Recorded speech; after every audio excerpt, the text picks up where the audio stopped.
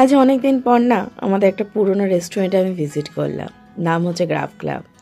গোল পার্কে যে রাস্তাটা সোজা চলে গেছে সাদার্ন এভিনিউ, একদম রাস্তার ওপরে। একটা সময় ছিল সপ্তাহে হয়তো 3 দিন এখানে আসতাম। এখন অনেক দিন না আসা হলো, আজকে কিন্তু হঠাৎ করে চলে এসেছিলাম।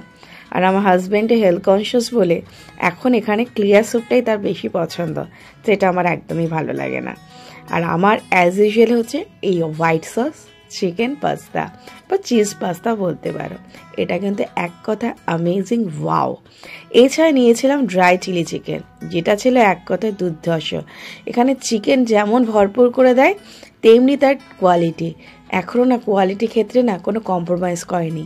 আর এই যে হাক্কা মিক্স চাউমিন, যেটা এক কথা কিন্তু যে খাবে বারবার ফিরে আসবে। সত্যি কথা, এখনও এটা পুরনো হলেও কিন্তু মর্যাদা কিন্তু এখনও বজায় রেখেছে। তোমরা পারলে ভিজিট করো।